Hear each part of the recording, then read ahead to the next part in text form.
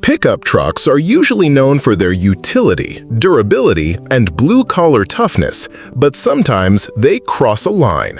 Whether due to overpowered engines, regulatory violations, or brute force that scared the insurance industry, a few American pickups were just too much.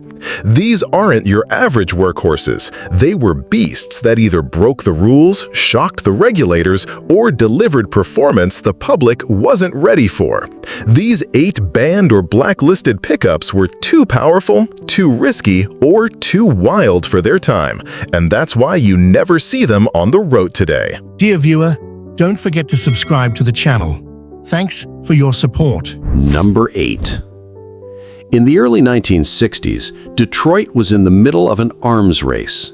Horsepower was king, and bigger, faster engines were being crammed into everything from family sedans to mid-size coupes. Ford had its 427 cubic inch V8 dominating NASCAR and drag strips. The company had also developed a unique vehicle class with the Ranchero, a coupe utility based on the Falcon platform, a small car with a truck bed. But someone inside Ford's experimental engineering team had a wild idea. What if we put a 427 big block into a Ranchero? Thus was born the 1964 Ford Ranchero 427 prototype, a vehicle so radical and unbalanced that it was immediately deemed too dangerous for production. What was the 1964 Ranchero? Before diving into the prototype, it's important to understand the base vehicle. The 1964 Ford Ranchero was based on the Falcon, a compact car. It had unibody construction, rear-wheel drive, and was offered with small inline sixes or mild V8s like the 260 or 289. It was never intended to handle high horsepower or extreme loads. The Ranchero was designed for light hauling with car-like comfort, not for blowing past Corvettes on a drag strip. The 427 V8, a legendary power plant. Ford's 427 cubic inch V8 was a racing engine. It was the backbone of the company's NASCAR program and could be found in the Galaxy 500 Lightweight, the Thunderbolt, and the AC Cobra. Key specs: displacement, 427 cubic inches, 7.0 liters. Horsepower, rated 425 plus HP, but underrated for insurance reasons. Torque, massive, over 480 pound-feet. Heavy iron block, solid lifters, high-flow heads, usually paired with a top-loader 4-speed and 9-inch rear axle.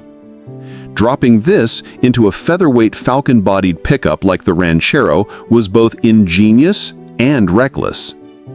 The prototype, built for one thing: brutal acceleration. In 1964, Ford's experimental engineering team reportedly assembled a handful of 427-powered Ranchero test mules. These were not show trucks or dealer concepts, they were test-bed drag machines meant for internal evaluation or possibly super stock racing homologation. Features likely included reinforced chassis rails and shock towers, upgraded suspension, likely borrowed from full-size cars, 9-inch rear axle with limited slip, heavy-duty 4-speed manual transmission, basic interior with bench seats and tachometer, functional hood scoop or air ducting, depending on the version. Reports suggest that the engine overwhelmed the car's structure. The Ranchero was too light, with poor weight distribution. Rear-wheel traction was hard to manage, and the front end would lift under acceleration, making high-speed stability a major issue. Why it never made production. The Ranchero 427 never made it beyond the prototype phase for several critical reasons. Structural instability. The lightweight Falcon-based unibody wasn't designed to handle 450-plus horsepower and the accompanying torque. Even with reinforcements, frame flex, wheel hop, and driveline stress were extreme. Dangerous handling. Test drivers described the prototype as terrifying at speed. With a heavy front end, narrow track, and poor aerodynamics, it was prone to unpredictable behavior. Liability and insurance fears. By 1964, insurance companies were already becoming wary of factory hot rods. A Ranchero that could out-accelerate most muscle cars would have been an underwriting nightmare. Brand image conflict. Ford didn't want to confuse buyers. The Ranchero was a practical light-duty vehicle, not a tire-smoking street racer. A 427 version would have undercut both the Galaxy and Mustang's marketing. NASCAR and drag racing politics. There was no racing class that the Ranchero 427 could logically compete in without extensive rule bending. Unlike the Fairline Thunderbolt, which had a clear purpose, this was a misfit. VI. Legacy and myth. While it never hit the market, the Ranchero 427 prototype has become a legendary what-if car. No official documentation was released to the public, and only a few grainy photos and insider accounts remain. Some claim that a few were sold or escaped into private hands, but these stories remain unconfirmed. The idea itself, stuffing a racing engine into a utility coupe, would later be echoed by the 1978 Dodge Lil Red Express, the Chevrolet 454 SS pickup, Ford's own Lightning series decades later. But in 1964, it was too far ahead of its time, too fast, too dangerous, and too extreme for the market or regulators. VII. Conclusion. A legend that never was. The 1964 Ford Ranchero 427 prototype is one of those hidden gems of American automotive history, not because it succeeded, but because it dared to try something insane. It represents the unfiltered ambition of Ford's performance era when engineers could dream wild ideas and build them, even if only for a few terrifying test runs. In the end, it remains a ghost of a car, rumored, feared, and never truly confirmed, but fascinating nonetheless. Number 7. The year 1970 marked the absolute peak of American muscle car power before federal emissions, insurance premiums, and fuel crisis came crashing down. It was also the year Chevrolet unleashed the most powerful El Camino ever built, the SS 454 LS6. With a fire-breathing 450 horsepower rating and a factory drag strip demeanor, it turned what was essentially a car-based pickup into a street menace. But its raw power brought more than fame. It brought scrutiny from emissions regulators, insurance companies, and policymakers. The LS6 El Camino became a rare legend, its existence short-lived and its impact massive. The Chevrolet El Camino, introduced in 1959 and relaunched in 1964, was Chevrolet's answer to the Ford Ranchero, a coupe utility that combined car comfort with truck practicality. By 1970, it was built on the same A-body platform as the Chevelle. While earlier El Caminos focused on light hauling and stylish utility, the muscle car era transformed it into something far more aggressive. By offering Supersport SS trim with high-performance engines, the El Camino blurred the line between workhorse and weekend warrior. The LS6-equipped El Camino was brutal on the streets, with monster torque and a chassis capable of handling it. Barely. It could tow, haul, and out-accelerate most anything it lined up against. But with power like that came serious consequences. 1. Emissions headaches. The LS6 ran on high-octane leaded gas and had zero emissions equipment. It was a relic of unregulated performance and immediately set off alarms with air quality boards, particularly in California. California's Air Resources Board would not certify the LS6 engine for 1971, effectively banning it in the state after 1970. 2. Insurance crisis. The muscle car insurance war was in full swing. High-compression, solid-lifter engines were instantly flagged, and insurance premiums for LS6 El Caminos skyrocketed, making them virtually unsaleable to young buyers. 3. Limited production. Only a small number of El Camino SS 454s were built with the LS6 engine in 1970. Precise figures are hard to confirm, but estimates suggest less than 600 LS6 El Caminos left the factory. Compare that to the Chevelle SS 454 LS6, which was also rare but better remembered due to its coupe body. Compression ratios dropped to meet low lead fuel mandates. Emissions equipment, EGR, air pumps, catalytic converters was on the horizon. The LS6 was discontinued, replaced by tamer 454s like the LS5, rated around 365 horsepower. The El Camino would continue to offer SS trim for a few more years, but never again would it boast anything like the LS6. The 1970 Chevrolet El Camino SS 454 LS6 is what happens when a car company lets engineers run wild. It was a drag strip brawler in a utility package, too powerful for its time, and ultimately shut down by the realities of emissions and insurance. For 1 year, Chevrolet built something utterly absurd, a 450 horsepower parts hauler that could blow the doors off nearly any street car. And then it disappeared, never to return. A true muscle monster that walked the fine line between brilliance and recklessness.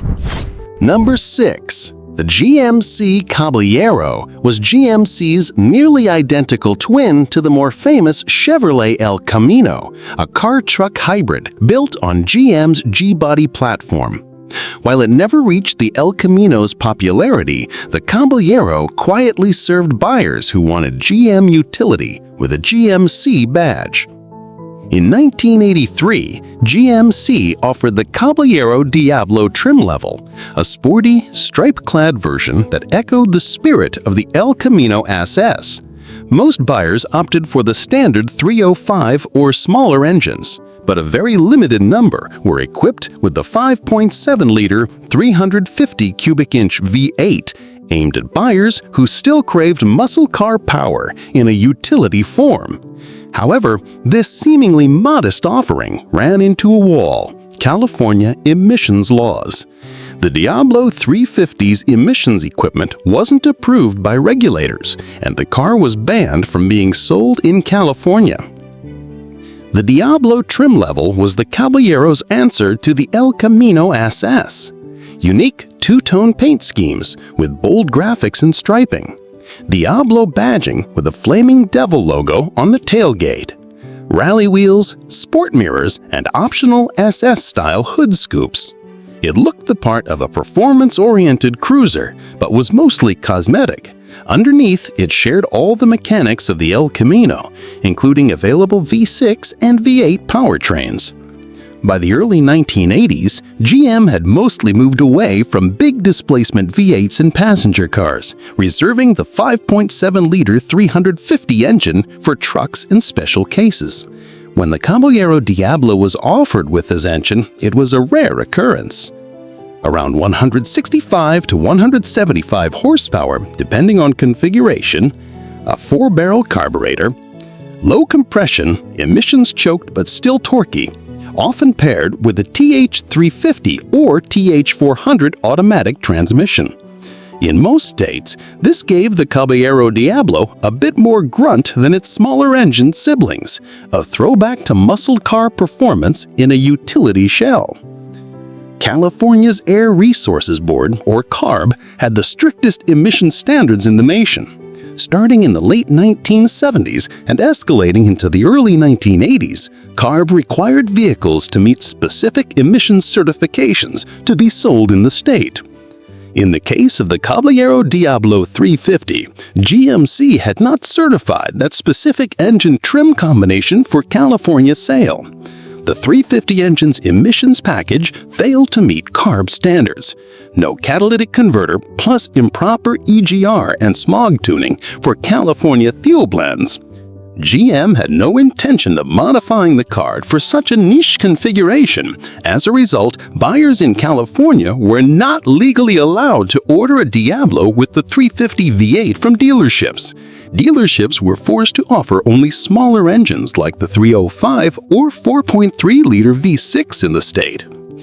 GMC never produced the Caballero in large numbers, and the 350-equipped Diablo was even rarer. While El Caminos from the same period are still occasionally spotted, finding a 1983 Caballero Diablo 350, especially one in original unrestored condition, is nearly impossible today. Production estimates for all Caballeros in 1983 were just over 3,400 units. The Diablo trim accounted for a small fraction. The 350 engine was only installed in select non-California states. Survivors are prized by G-body enthusiasts for their rarity and retro graphics, but are undervalued in the collector market due to their obscurity. The 1983 GMC Caballero Diablo 350 represents a niche corner muscle-era hangover vehicles, a car trying to bring flair and power to a fading format, but California emissions laws saw it dead on arrival in the nation's biggest market. Though not widely celebrated, it stands as a relic of resistance, a last defiant roar from the V8 utility segment before the lights went out. Number 5. By the early 1970s, muscle cars were being choked by emissions rules and rising insurance costs, but pickup trucks were still viewed primarily as work vehicles. That meant trucks weren't held to the same standards, not yet. Chrysler, sensing an opportunity, slipped big block engines into its half-ton pickups, and the result was something like a sleeper muscle car with a cargo bed. One of the most outrageous examples was the 1973 Dodge D100 Adventurer SE. When optioned with the 440 Magnum V8, it became one of the most powerful light-duty trucks of its day. But it didn't last long. The D100 was Dodge's half-ton rear-wheel drive pickup, equivalent to the Ford F100 or Chevy C10. In 1973, Dodge offered a range of trims, and the Adventurer SE was the top-tier version. The SE stood for Special Edition, featuring unique vinyl roof treatment, plush carpet and wood grain dash, chrome mirrors and grille, Adventurer SE badging, optional bucket seats, center console, and air conditioning. It was a truck with luxury aspirations, but also serious power, if you knew how to order it. Buyers could special order the 440 cubic inch Magnum V8, a big block engine borrowed from Dodge's muscle cars and full-size sedans. Even in its emissions-choked 1973 form, it was immensely powerful. Displacement: 440 cubic inches, 7.2 liters. Horsepower: Sim 280 HP net, down from earlier 350-plus gross HP ratings. Torque: Sim 390-400 pound-foot. 4-barrel carburetor, dual exhaust on some models. Mated to TorqueFlite automatic transmission. Optional Sure Grip limited slip differential. In a relatively light half-ton truck, that much torque made the D100 shockingly quick in a straight line, often beating GTOs and Roadrunners off the line.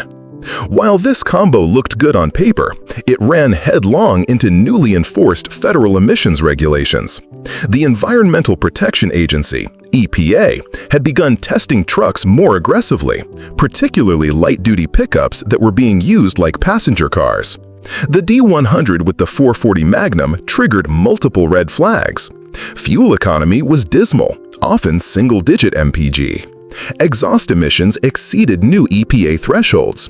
Chrysler lacked the proper emissions certifications in some markets. There was also the looming threat of corporate average fuel economy, CAF, that would be introduced soon after. By 1974, Dodge had removed the 440 option from the D100 without press releases or warnings. It quietly vanished from order sheets. Because the 440 Magnum was never heavily marketed in the D100 and was likely dealer-ordered or special-ordered by enthusiasts, it's unclear how many were built, but estimates suggest well under 1,000 units. Few survive today, as most were used hard and scrapped before collectors realized what they were. Today, a 1973 D100 Adventurer SE with a matching numbers 440 is considered unicorn-level rare, especially if it retains its original drivetrain and factory trim. This truck predates other famous muscle trucks by over a decade. GMC Cyclone, 1991. Ford SVT Lightning, 1993. Ram SRT-10, 2004. But unlike those later examples, the 1973 D100 440 was raw, carbureted, and old-school brutal. It was a true muscle car disguised as a work truck. Unfortunately, it arrived just as the door was closing on big engines and open emission standards. The federal government made it clear, no more loopholes. The 1973 Dodge D100 Adventurer SE 440 Magnum was a glorious mistake, a final gasp of factory-authorized excess before the hammer of regulation came down. It proved muscle wasn't dead, it just moved to new bodies. Emissions enforcement was growing teeth, and Chrysler still knew how to build a hot rod, even if it had a tailgate. Today, it's largely forgotten, but for those who know, it stands as one of the earliest and wildest American muscle trucks ever sold. Number 4. In the early 1970s, American automakers were scrambling to enter the growing market for compact pickup trucks, a segment they had long ignored. The energy crisis of 1973 made these smaller trucks suddenly very appealing. To get in the game quickly, Ford struck a deal with Mazda, rebadging its Mazda B-Series pickup as the Ford Courier in 1972. It was compact, reliable, and more efficient than full-size domestic pickups, but it lacked power. By 1976, Ford was exploring ways to boost the Courier's performance, especially for American buyers accustomed to larger engines. One experiment involved testing a prototype V6 under the hood.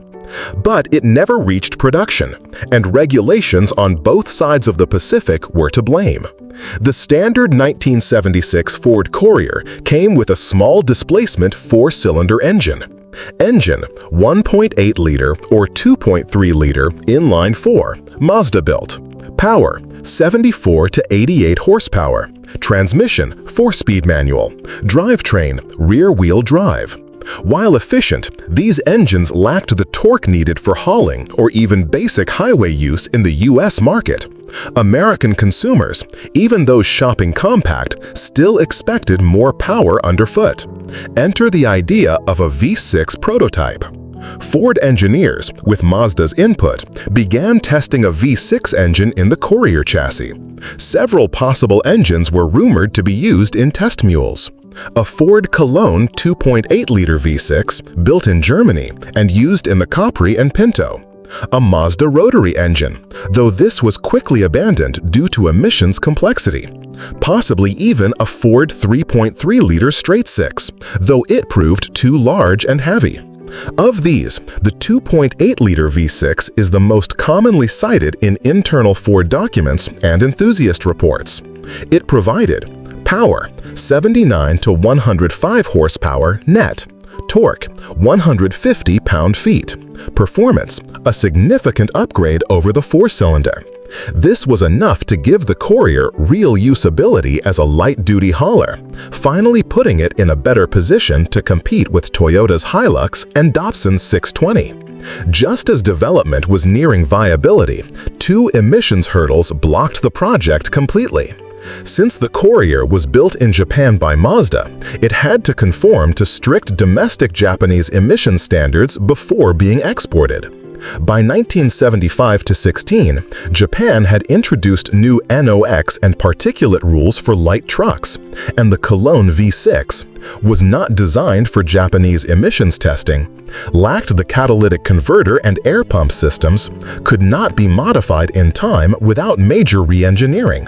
Simultaneously, the EPA in the U.S. was applying increasing pressure on small trucks to meet fuel economy and emission standards, especially after the 1975 introduction of CAFE, Corporate Average Fuel Economy rules. A V6-powered Courier failed to meet EPA emissions targets, especially in California, dragged Ford's overall truck MPG average downward, risked federal fines if sold without proper certification, Ford decided the cost of recertifying and tuning the V6 for both Japanese and American regulations was too high, and the Courier V6 project was scrapped before reaching production. Had the V6 Courier launched, it would have been among the first performance-oriented compact trucks in the U.S. It likely would have predated the Chevy S10 V6, the Dodge D50 Turbo, and even the performance pickups of the 1980s. Instead, it remains a curious what-if, known only to a few collectors, former engineers, and in obscure Ford prototype registries. Very few test vehicles survive, if any. Most were likely scrapped or repurposed. Rumors of one V6 test mule making its way into private hands in California remain unconfirmed. The 1976 Ford Courier V6 prototype was never killed by consumer rejection. It never got the chance. It was a victim of overlapping international emissions regulations, lack of a compliant powertrain, and a tightening noose of fuel economy laws. Today, it's remembered barely as an early attempt to put muscle into the compact pickup, a role that wouldn't be properly filled until the 1990s with trucks like the GMC Cyclone and Ford Ranger GT. For Ford, it was a lesson in how regulations could shut down innovation even when the demand was there. Number 3. Before muscle trucks were even a concept, Dodge did something wild. It quietly stuffed one of the most brutal engines in Chrysler's lineup, the 426 Max Wedge, into a D-Series pickup and sold it to the public in very small numbers. This truck wasn't just rare, it was almost mythological. Known as the Dodge Custom Sport Special, CSS, it combined fleet utility with drag strip muscle, resulting in a vehicle that was simply too fast and too unruly for its intended purpose. Let's explore how and why Dodge built it, and why they had to stop. By the mid-1960s, Dodge had grown tired of being left behind in both the light truck and performance segments. Ford had its stylish custom cab trucks, and Chevy was selling fleets of C10s with more creature comforts. In 1964, Dodge responded with the Custom Sport Special, a trim package on the D100 and D200 trucks that added bucket seats from the Dart GT, a center console, chrome trim and wheel covers, optional carpet and two-tone paint. But, more importantly, it came with the ability to option in big block engines, including, for a brief and mysterious window, the 426 Wedge. The 426 Max Wedge, officially the Stage 3 Ramcharter 426, was Chrysler's pre-Hemi racing engine, built for drag racing and lightweight bodies. Specs: displacement 426 cubic inches, 7.0 liters. Horsepower: rated at 425 horsepower, but unofficially produced far more. Torque: estimated over 480 pound-feet. Compression: 11.0 to 1, requiring high-octane fuel. Carburation: dual 4-barrel Carter carburetors. Exhaust: cross-ram intake with open headers on race versions. This was not a street-friendly engine. It was barely legal in the loosest sense, and yet Dodge allegedly offered it in a small handful of CSS pickups in 1969. Chrysler was known for its factory drag programs, such as the Hemi-powered Superstock Darts and Barracudas. It wasn't out of character for Dodge to test the limits of what could be ordered through the factory system. The CSS Max Wedge truck appears to have been built for fleet customers, such as police departments or government contractors, who needed speed, or, more likely, for private buyers who knew what to ask for. Dealers or customers reportedly ordered them by combining the D100 or D200 CSS trim, the Ramcharter 426 option, a heavy-duty load-flate transmission, optional shore grip differential, and very few of these trucks were ever built. Most estimates say fewer than 50, and some historians claim only a dozen were delivered with the 426 Wedge. Why so few? Because the truck was a dangerous overachiever. It had poor traction with a light rear end, especially with no load. It required race fuel to run properly. It couldn't idle smoothly below 1500 RPM. It violated noise and emission standards almost immediately. It was uninsurable in some states, just like Hemi cars at the time. More troublingly, several were reportedly crashed or retired quickly, especially in fleet use, because they were simply too fast and hard to control. Fleet managers quickly blacklisted the configuration, and Chrysler removed the max wedge option from truck ordering sheets entirely by 1970. While the Lil Red Express gets credit as the first true factory muscle truck, the 1969 CSS 426 Max Wedge beat it by nearly a decade, and did so with way more raw power. Today, surviving examples are almost non-existent. A few CSS trucks survive, but none are confirmed to still have a factory-original 426 Max Wedge drivetrain. Some are believed to have been converted by dealers or private racers after delivery.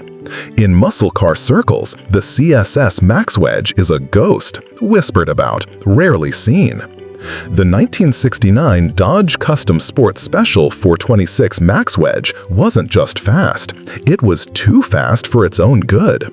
Built at the peak of the horsepower wars and killed by a combination of emissions pressure, safety concerns, insurance and liability fears, fleet buyer complaints, it remains one of the most extreme, misunderstood, and banned by practice muscle vehicles Chrysler ever built, and arguably the first true muscle truck, even if the world wasn't ready for it.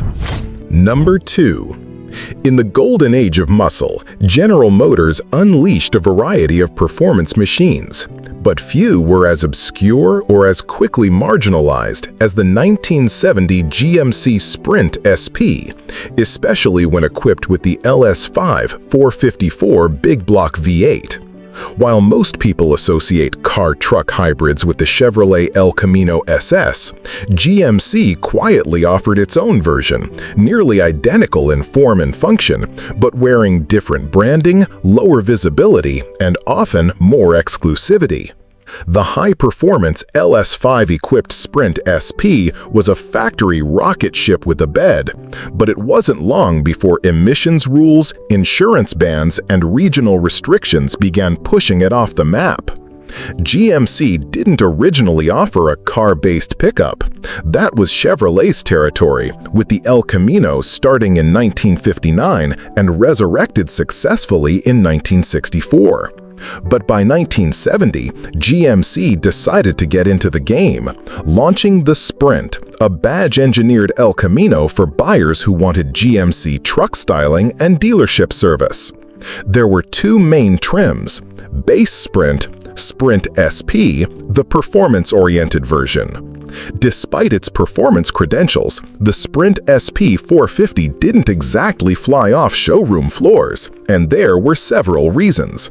By 1970, insurance companies began cracking down hard on big block performance cars, especially those with 400+ cubic inches. The LS5 Sprint, with its huge 454 and low production visibility, triggered high premiums or outright refusals to insure. Several states, most notably California and parts of the Northeast, began restricting sales of high-compression engines due to smog regulations. The LS5 simply couldn't meet the new standards.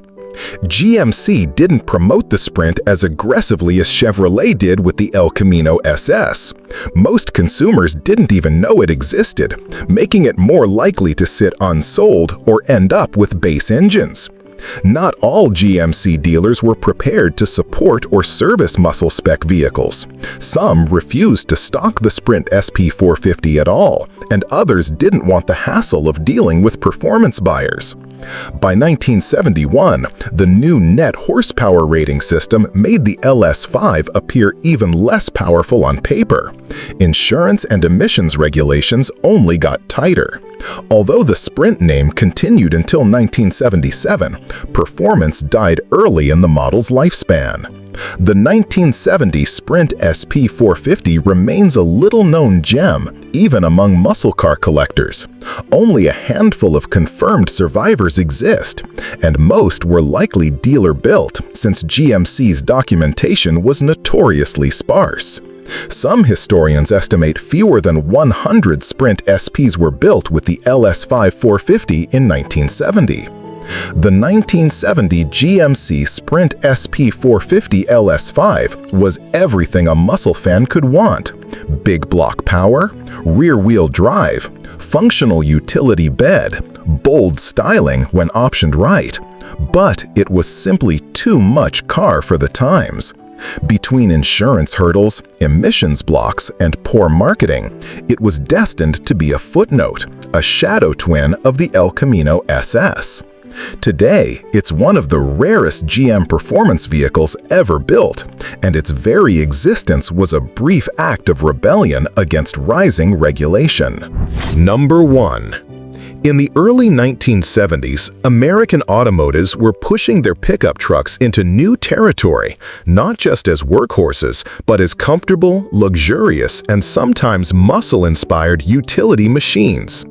At the peak of this evolution was the 1974 Chevrolet C20 Super Cheyenne 454 Camper Special, a monstrous truck built to tow, haul, and flex big block power without compromise. It was technically street legal, but soon became a target of emissions regulations and local restrictions. By the mid-1970s, areas like California and the Denver metro area had effectively banned it through compliance failure rather than federal mandate. At the heart of this beast was the 454 cubic inch big block V8, a motor better known for street and strip dominance than hauling refrigerators and campers. Specifications: displacement 454 cubic inch or 7.4 liters. Horsepower 275 HP, net down from early gross ratings. Torque over 500 pounds-feet. Compression ratio 8.25 to 1, emissions tuned. Fuel system quadrajet 4-barrel carburetor. This made the C20 capable of towing well over 8,000 pounds and easily handle slide-in campers that would break lesser trucks in half. But this brute power came at a cost, and that cost was pollution. By 1974, EPA regulations and state-level smog requirements had begun hitting the automotive world hard. While most passenger cars had to meet specific hydrocarbon and NOx emissions thresholds, trucks above 6,000 pounds GVWR had a separate set of standards, or in some cases, no standards at all. That's where the problem started. California implemented its own stricter emissions rules starting in the late 1960s. By 1974, big block V8s without advanced smog equipment, like catalytic converters or exhaust gas recirculation, were no longer welcome, especially in dense metro areas like Los Angeles or San Francisco. The 450 in the C20 was one of the worst offenders in terms of CO, NOx, and particulate emissions. In areas like Denver, which sits at over 5,000 feet above sea level, carbureted engines ran far dirtier. The 450 had trouble adjusting for air-fuel mixture lean-out, leading to excessive pollutants and poor fuel economy. Result? Regional bans and registration restrictions. Despite no nationwide recall or ban, the C20 450 suffered from failed smog tests at the point of sale, dealer refusals to order or sell in restricted zones, owners denied registration renewal unless retrofitted with expensive and often unreliable emissions equipment. In California, the DMV flagged many heavy-duty pickups for enhanced emissions inspections starting in 1975. Even though the C20 wasn't originally required to have catalytic converters, those didn't hit trucks until later. Its gross output and weight tipped the balance.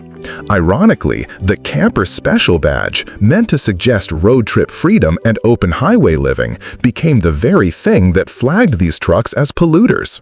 Since campers often included their own fuel-burning systems, propane tanks, and added mass, authorities worried about these rolling RVs contributing disproportionately to urban smog. So, by the late 1970s, California banned new registrations of 454-powered camper specials unless smog-tested annually. Dealers in Denver stopped ordering them after high-altitude compliance issues. EPA compliance fines loomed for fleets still trying to use these trucks without retrofits. Today, the 1974 C20 Super Cheyenne 454 Camper Special is a rare survivor, especially in emission-regulated states. Clean examples often come from rural Midwest and South, mountain towns that avoided inspections, military or utility fleet auctions. Most were either retired early, deemed too expensive to retrofit, converted to farm duty, or scrapped when repair costs ballooned. Collectors now see these trucks as working-class muscle relics, big, bold, and built just before the curtain dropped on unrestricted displacement. The 1974 Chevrolet C20 Super Cheyenne 454 Camper Special was one of the last big American pickups that didn't apologize for being overbuilt and overpowered. It represented a moment before federal and state emissions laws fully caught up to the pickup segment. But that brief freedom couldn't last. The truck's massive V8, high curb weight, and inefficient emissions output led to its de facto banning in some of the most important markets. What once was a rolling icon of American might became an outcast in the smog-sensitive urban West. And today, it's a unicorn. If you find one still titled, tagged, and running, you found one of the last of the legal giants.